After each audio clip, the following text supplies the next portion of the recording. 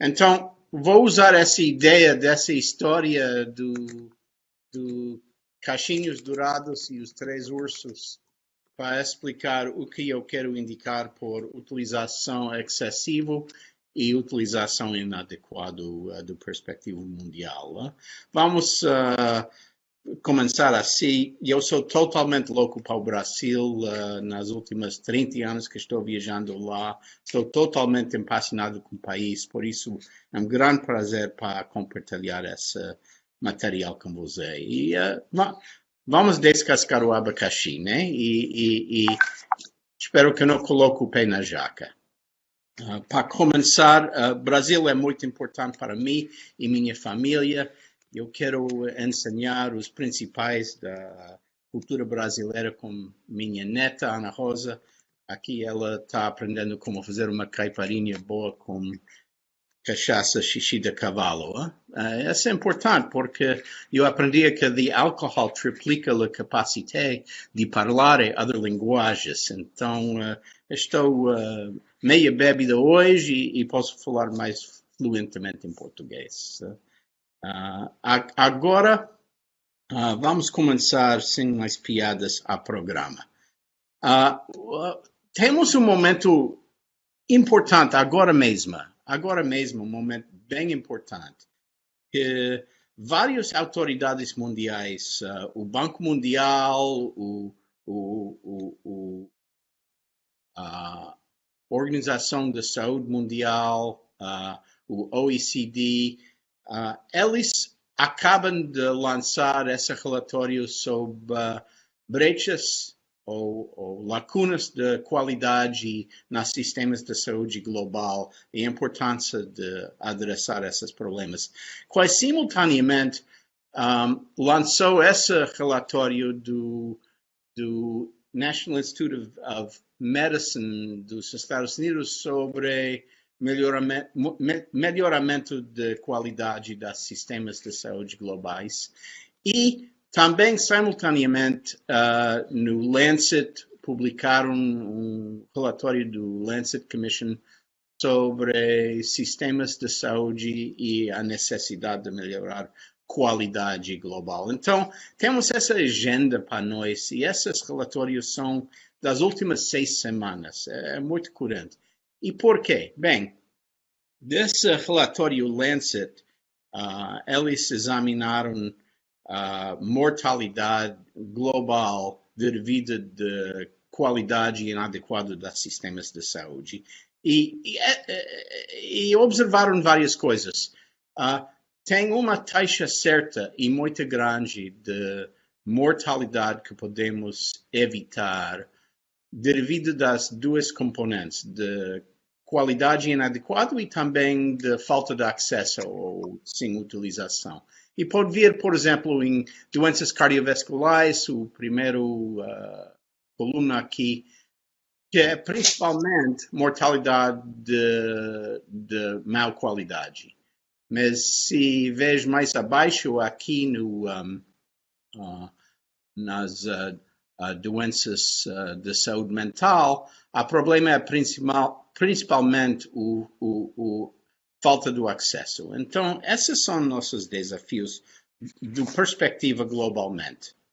E esses problemas são derivados de inequidade, de problema de custos insustentáveis, mudança dos demográficos, falta de acesso e fatores econômicos. Focando em Brasil, a estimação desse relatório do Lancet do mês anterior, estimaram que em 2016, além de 200 mil brasileiros faleceram por atenção inadequada ou falta de acesso ao serviço de saúde. Essas são tragédias. Cada dessas mortos é uma tragédia. E o Brasil enfrenta um duplo problema.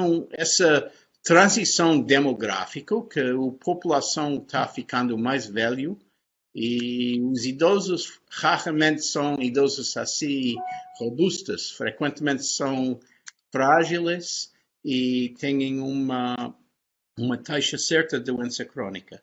E também essa mudança de estilo de vida, que provoca uma observação de mudança epidemiológica, essa tsunami de doenças crônicas. E não é unicamente no Brasil, também na Índia podemos ver essa redução da mortalidade das infecções e aumentação da mortalidade das doenças crônicas. A taxa de diabetes está crescendo impressionantemente em Índia e aqui no Brasil, essa redução da mortalidade de infecções, doenças agudas e substituir a mortalidade das doenças crônicas. Então, um desafio do nosso sistema de saúde é novo, é para gerir doenças crônicas. Nossos sistemas são lotados de desperdício, além disso, e essa é a estimação dos Estados Unidos, que 30% de nossos custos são derivados do desperdício da saúde. Então, vamos mudar pela história dos três ursos, porque essa menina, Cachinhos Dourados, foi na floresta e vocês todos sabem, vocês todos conhecem essa história, chegaram para a casa dos ursos e nada foi correto. A cama foi tão dura, a cama foi mole, finalmente foi uma correta. O mingau foi tanto quente, o mingau foi frio, o mingau foi perfeito. E essa também é similar das observações do sistema de saúde. Temos camas duras, camas moles e umas camas corretas. Eu tive o prazer, o honor de participar em um grupo de pesquisadores globais para examinar esses problemas de sobreutilização mundialmente e, simultaneamente, a subutilização do serviço do sistema de medicina, globalmente. E publicamos isso no Lancet em janeiro de 2017, em uma série que se chama The Right Care Series. Eu quero recomendar que vocês busquem isso, é gratuito, e se lê em inglês, pode ler todas as nossas observações. Mas eu quero enfocar em nossas observações principais desse grupo de pesquisas de utilização excessiva e utilização inadequada do perspectiva global. A piada é que o médico está falando com o paciente e diga, tenho um pé na tomba. Se fazemos mais exames suplementares, podemos determinar se é o pé esquerdo ou se o pé direito. Esse tipo de comportamento é um exemplo de desperdício, que nossos sistemas de saúde são lotados com esse tipo de desperdício, que não beneficia o paciente e atualmente faz pior, faz ruim a eles. Então temos essa ideia, se chama right care, o atendimento correto. E para entender right care tem que entender essa ideia de uso excessivo, desse conceito de subutilização, do atendimento que não tem valor e o atendimento que tem alto valor. Então, a sobreutilização é a prestação dos serviços médicos que têm uma maior probabilidade de fazer mais ruim que bem. Essa ideia de subutilização é a falha de utilizar intervenções eficazes e acessíveis pelo benefício do paciente. E a observação dessa Right Care Series foi que esses dois tipos de mal utilização existem simultaneamente nas mesmas países, nas mesmas populações, nas mesmas instituições. Isso é muito importante para notar. Então, se estamos falando do right care, do atendimento correto, temos que entender o peso dos danos e dos benefícios de cada intervenção. Que uma intervenção deve ser paciente-cêntrica, uma coisa que comporta como os valores do paciente. E que é baseado em evidência que, inclusive, a evidência de custo efetivo. E essa é a nossa definição do right care. Os danos, as falhas, temos que observar isso. Sobreutilização pode fazer tanto ruim que utilização inadequada. E médicos como nós, frequentemente preocupamos mais de fazer tratamento inadequado e não preocupamos de fazer tratamento excessivo. Mas nossas observações é que temos que fazer as duas. Temos muita evidência, muita informação empírica de sobreutilização, de utilização excessiva. Cada ano, pelos últimos 5 anos, o JAMA, the Journal of the American Medical Association, publica os 10 artigos mais importantes na literatura sobre a sobreutilização. O ano passado, a observação foi que essa taxa impressionante de crescimento da utilização de tomografia nos pronto-socorros nos últimos 10 anos, que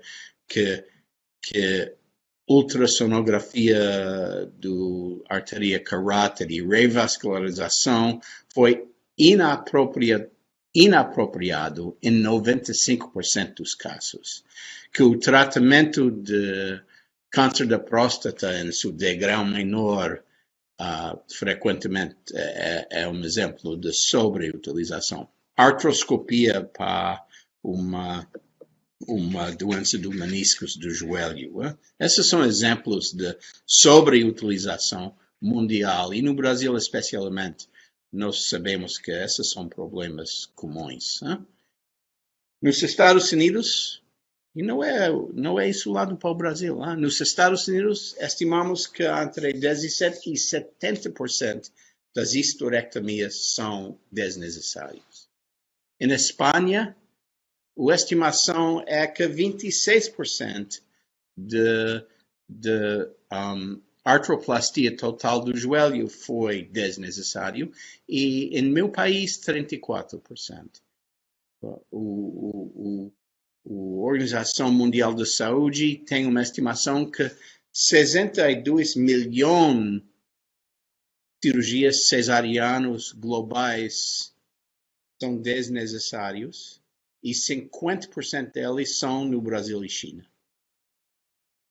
Na China, 57% dos pacientes receberam antibióticos inapropriados. Esses são todos exemplos de utilização desnecessária que não beneficia o paciente.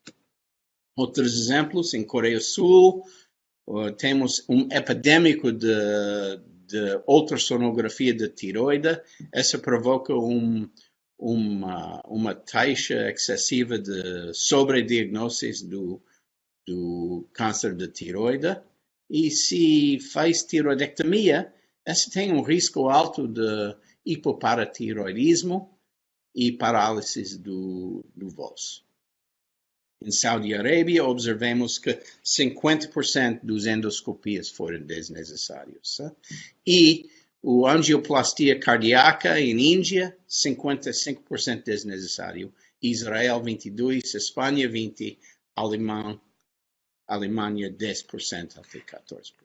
Então, essas foram nossas observações.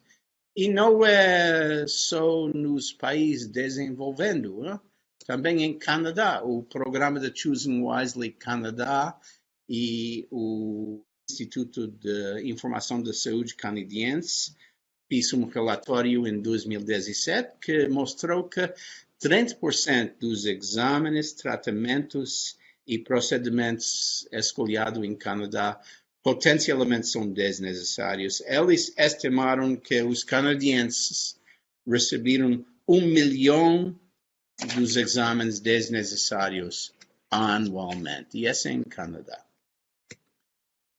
Publicaram o update semana passada em JAMA Internal Medicine e em 2017 publicaram que o taxa de eletrocardiografia em pacientes com baixo risco nos Estados Unidos foi 22%. E essa é muito importante para pensar. Eletrocardiograma é barato e não tem um dano intrínseco, né? Mas isso é o problema. Tira um eletrocardiograma em paciente com baixo risco. Bayes' theorem indica que a probabilidade de uma doença atual é menor, mas se a cardiograma não é normal, isso provoca uma cascada de outros diagnósticos, inclusive testes dos esforços, cateterização, etc. E essas outras intervenções podem fazer muito dano nos pacientes. Outra observação, o sobrediagnóstico de câncer. Essa manda ansiedade pelo paciente e a observação que aqueles pacientes que escolhem de não engajar em tratamento de um câncer que é baixo risco ou não existe, recebem críticas da família, dos seus amigos, sobre sua decisão de não buscar tratamento. A estimação é 1 em 3 pacientes diagnosticados com asma não tem evidência clínica da asma. Então, esse é muito importante, esse problema de sobreutilização. Eu sou um produto do Dartmouth Medical School, essa foi a minha faculdade. E aqui no lado esquerdo são dois dos meus professores, John Wenberg no lado direito e Elliot Fisher no lado esquerdo. E eles têm uma mapa dos Estados Unidos. E essa é muito importante, porque eles são pioneiros no campo de variação regional de utilização dos serviços. E eles publicaram suas pesquisas online em Dartmouth Atlas of Healthcare, que também vocês podem escolher de inspectar gratuitamente. Eu sugiro que você consulte esse website. Mas sua pesquisa mostra isso, que tem uma taxa variável de várias cirurgias, por exemplo. E mostra assim que quando tem acordo entre a literatura e a prática de medicina de necessidade de uma intervenção, por exemplo, uma fratura do quarto ou necessidade de colectomia por um câncer do intestino, tem uma taxa de intervenção que é mais ou menos uniforme, geográfica. Mas quando temos desacordo, ou não temos evidência, ou não temos literatura para guiar a necessidade de intervenção, temos essa variação geográfica, temos regiões com taxas altas de intervenções e taxas baixas de intervenção. Por exemplo, cirurgia na coluna, cirurgia na próstata, etc.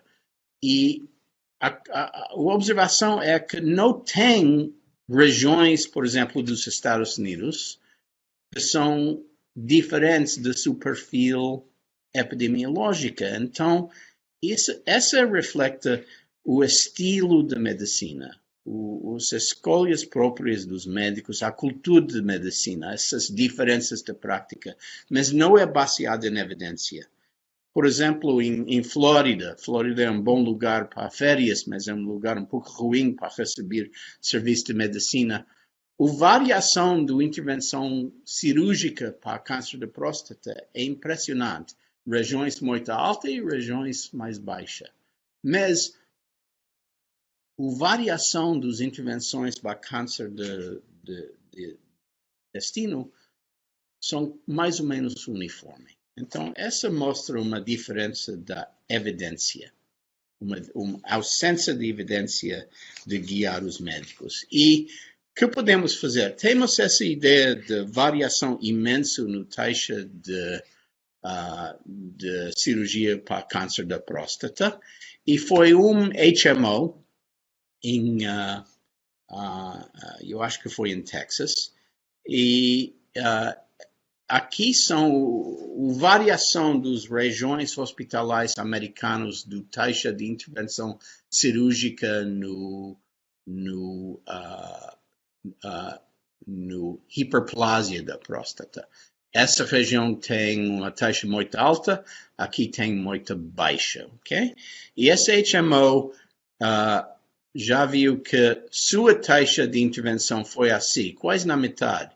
Mas depois de engajar em um programa formal de decisões compartilhadas com os pacientes, a taxa de informação caiu até o mais baixo do país. Então, essa ilustra que se inclusive nas decisões de intervenção os valores do paciente, talvez vá diminuir intervenções desnecessárias. Finalmente, sobre a utilização das intervenções agressivas ao fim da vida. Na União Reino, Inglaterra, eles frequentemente usam gastrostomia para alimentar os pacientes ao fim da vida. E essa, combinado com quimioterapia agressiva, frequentemente manda uma vida mais breve. Yeah? Nos Estados Unidos, mostramos que se damos atendimento paliativo mais precoce, podemos estender a vida. Em Coreia, a maioridade dos pacientes receberam nutrição intravenosa durante a semana final da vida. E discussão do tratamento paliativo ocorria em menos que 7% dos casos. Então, essa sobre a utilização de tratamento agressivo que não beneficia o paciente, manda sofrimento e custo, e não manda benefícios pelos pacientes. Mudamos a tema agora a subutilização, underuse. A estimação é que a ausência de utilização das vacinas mundialmente mandou 1,5 milhão de mortos nas crianças por falta de dar vacinas. E falha de dar corticosteroides pré-natal também provoca além de 1 milhão de mortos evitáveis assim, mundialmente. Falando do Brasil é assim, é um dos países piores nesse assunto mundialmente. Então, temos muito que fazer no Brasil. Nossa pesquisa mostrou isso também, que mundialmente, falando de vários países, por exemplo, em Estados Unidos, Catar, Peru e Tanzânia, o taxa em que a gente tem consciência de sua condição crônica de tensão arterial, o taxa de gente que tomam remédios para essa doença crônica e o taxa menor disso de controlar a doença pelos alvos clínicos. Essa brecha, essa lacuna entre nossas metas e nossa performance é um problema difícil, mundial.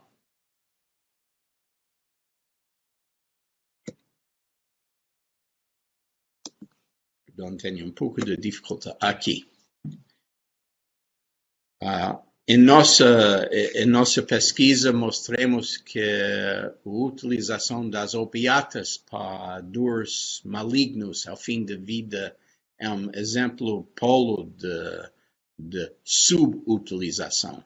São eficazes em países de alto ingresso, de países ricos, pois cada paciente, ao fim da vida, em seu atendimento paliativo, receberam opiatas ao fim da vida. Mas em outros países mais pobres, essa é muito menor. Por exemplo, em África, só 57%. Em Vietnã, em Tailândia, 69%. Mas tem países em que só 11% dos pacientes, ao fim da sua vida, receberam opiatas por dores crônicas. Vou passar por isso. Foi em 1983 que o grupo de Eugene Braunwald descobriu que a utilização de beta-blocker depois de um infarto miocardial reduziu mortalidade. Em 1991, só 34% dos pacientes em meu país receberam essa intervenção. Essa foi muito tempo para implementar essa intervenção. Em 1995, promulgamos várias normas e protocolos para fazer isso em cada hospital nos Estados Unidos. E incluímos essas normas nos estándares de acreditação em 1996. Entre 96 e 2004, aumentaram essa intervenção. Mas isso é impressionante, amigos. Porque toma desde 1984 até 2004 para confiavelmente dar essa intervenção que pode reduzir mortalidade. Essa é uma brecha impressionante. Então, nossa pesquisa globalmente mostra que tem intervenções que são claramente ineficazes, são pretos, e outras intervenções que têm muito benefício pelos pacientes, obviamente eficazes, são brancos. Mas tem uma grande zona cinzenta, ambígua, em que os serviços são na metade, entre eficaz e ineficaz. E esse é nosso desafio para como podemos lidar esses serviços e compartilhar com os pacientes essas decisões para usar ou não usar essas intervenções. A observação principal foi isso, que não importa o país, o mais pobre, o mais rico, a utilização dessas intervenções caras, frequentemente ineficazes, a tecnologia existe. E também intervenções de baixo custo, que são eficazes, frequentemente não são usadas. Em Tanzânia, por exemplo, podemos ver essa aumentação da mortalidade materna por cesarianos excessivos e, no mesmo tempo, 50% dos partos em Tanzânia foram feitos sem atendimento profissional por fatores geográficos e financeiros. Então, os principais impulsadores são o fluxo de dinheiro e incentivos, as brechas de conhecimento, coisas que creemos que são errôneas, nossas tendências psicológicas de fazer mais e não fazer menos, e falta de competência. Mas, principalmente, temos essa assimetria em poder entre prestador e paciente. E, ao fim, nós ligamos essa falha de elucidar os desejos dos pacientes, os valores do paciente, as metas, objetivos, alvos do paciente. Nós ligamos isso mau diagnóstico de preferência. E essa é uma ideia-chave. Temos que elicitar os valores dos pacientes para decidir quais intervenções desejam esses pacientes, especialmente nessa zona cinzenta, em que não temos bem evidência. A estimação dos custos em meu país, do desperdício de saúde, provavelmente 65 bilhões de dólares em 2010, 2010 bilhões de dólares em serviços desnecessários, 55 bilhões em oportunidades perdidas por prevenção e intervenção precoce. O custo desse desperdício é impressionante. E não é só custo econômico, também é sofrimento humano das doenças que podemos evitar e da mortalidade por causa de tratamento inadequado. Recursos que usamos por serviços desnecessários podemos reorientar pelas intervenções necessárias. E, principalmente, agentes carentes sofreram mais disso que agentes ricos. O OMS e o Banco Mundial têm um modelo que eles recomendaram nessa publicação do mês anterior, do sistema de saúde integrado. E essa eles recomendaram deve ser o modelo assistencial de cada sistema de saúde mundial, baseado no paciente, centrado no paciente. E a atenção primária deve ser o centro da roda, integrado como hospital, como especialista, como serviços diagnósticos, como serviços preventivos, etc. Isso é o panorama de um sistema de saúde bem orientado. O SUS tem essa ideia de um sistema baseado em programa de saúde da família, mas, tristemente, frequentemente falta esse princípio de integração com os outros atores do sistema. O saúde suplementar, atualmente, não tem essa ideia no centro de roda de atenção primária. Só nas últimas 4 ou 5 anos estão implementando isso no Brasil.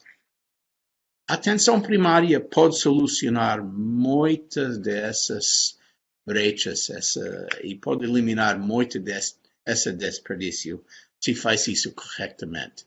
Mas a atenção primária tradicional, focado no individual, que não tem sistemas de gestão populacional, que são reativa, passiva, etc., eles têm resultados mixtos. Na Europa, essa atenção primária tradicional é um pouco desapontado, porque o ênfase é no individual e curativa.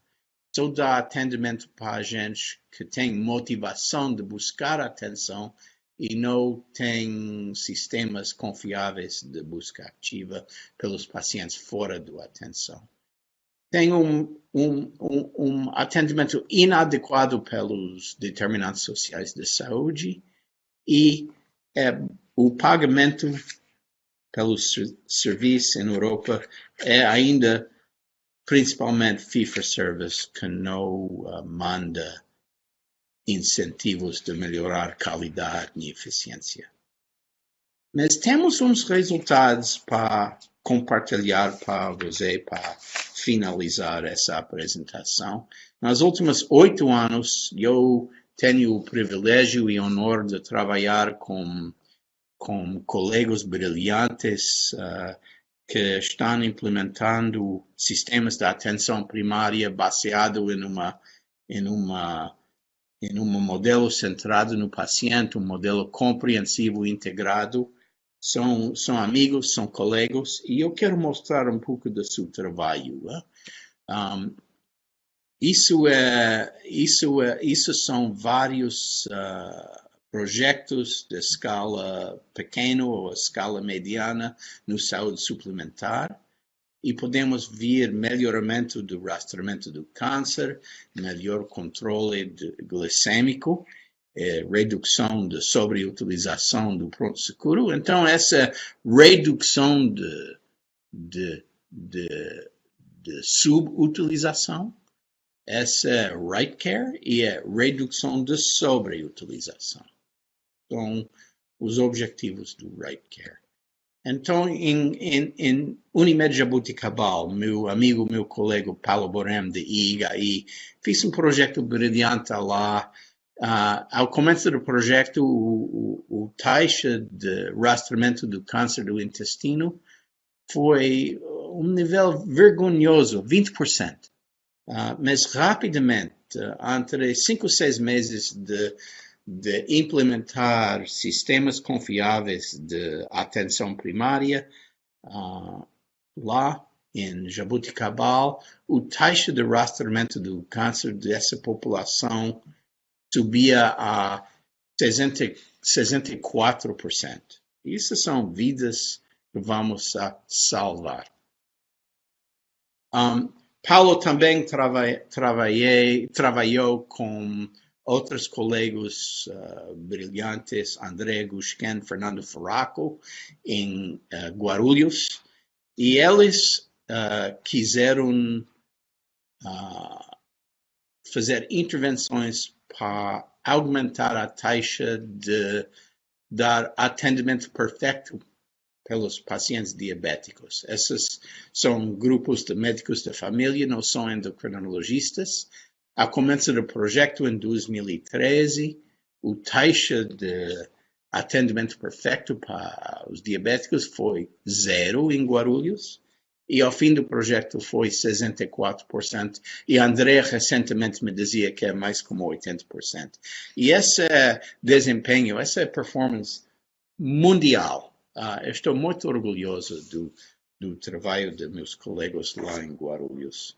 E o controle das diabetes em Guarulhos, ao começo do projeto, foi muito ruim. O glicohemoglobina, ao começo do projeto, o taxa de glicohemoglobina além de 9, ao começo do projeto foi 64%, e entre 1 ano e meio, 2 anos, o taxa de descontrole glicêmica foi 48%. Essa performance é impressionante. E falando economicamente, em Guarulhos, redução de utilização do pronto-socorro, 57%. Por quê? Porque cada paciente em sua rede foi acompanhado por um médico da família vinculado com ele, personalizado. Isso é muito importante. Voltando para Paulo Borem, em vários Unimeds no estado de São Paulo, redução da hospitalização 27% por implementação de modelos confiáveis de atenção primária lá em São Paulo. Então, quais aulas podemos aprender dessas observações globais e os projetos de meus colegas lá no Brasil? Bem, primeiro, se quer adressar desperdício no sistema de saúde, primeira coisa é que tem que mudar a cultura. Tem que adressar esse sistema que é hospital-cêntrico, médico-cêntrico, sistemas que são interessados principalmente nas necessidades dos prestadores, e mudar isso até um sistema que é paciente-cêntrico, que pode evocar no paciente uma motivação de autogestão e de usar serviços apropriados. Aula número 2. Para fazer essas mudanças, precisa trabalhar em equipe, porque o trabalho individual não tem bons resultados. E para trabalhar em equipe, os profissionais precisam respeitar uma outra. O médico tem que respeitar a enfermagem, tem que respeitar o técnico de enfermagem, tem que respeitar o recepcionista, etc. E eles têm que colaborar. Aula número 3. Se quer eliminar desperdício, precisa de informação. Tem que entender quais são as brechas do atendimento, quais são as lacunas do atendimento dos pacientes, especialmente com doença crônica, e essa informação deve ser disponível no ponto do atendimento. Número 4, protocolos, porque temos condições comuns que podem gerir por um protocolo para os pacientes descomplicados. Número 5, temos que integrar essas funções de saúde coletivo com atenção primária, porque temos que combinar uma perspectiva individual com uma perspectiva de gestão populacional. 6, integração vertical, porque essa integração dos vários atores do sistema pode evitar duplicação, pode evitar complicações da polifarmácia, pode fazer um nível de eficiência para compartilhar informação essencial do paciente. Essa integração vertical é essencial. Sistema de pagamento temos que mudar, número 7, porque o sistema de fee-for-service não suporta melhoramento de qualidade nem eficiência, só paga por volume e complexidade. E finalmente, e talvez o mais importante de tudo, temos que meter nosso atendimento sempre no melhoramento da qualidade.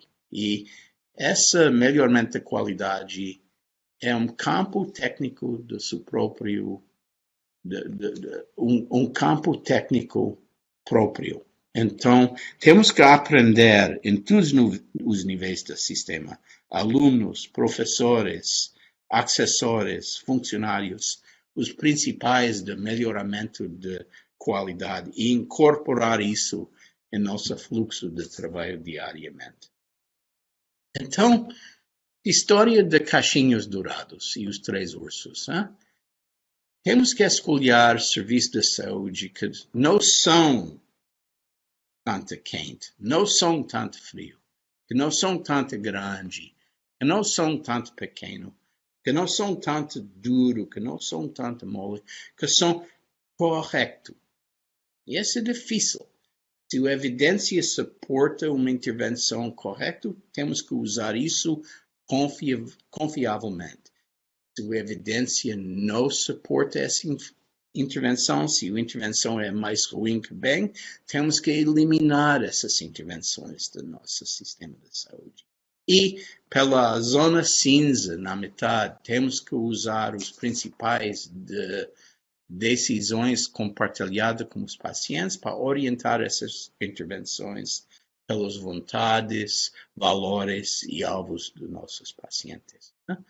Não quer sair de um incêndio e chegar em outra. Temos que fazer a coisa correta. É difícil, não é fácil. Se você pensa que isso é fácil, pode tirar essa cavalinha da chuva. Então, galera, obrigado pela sua atenção. Agora vou tirar essa quadra e vou mostrar minha cara feia e vamos conversar. Tá bem?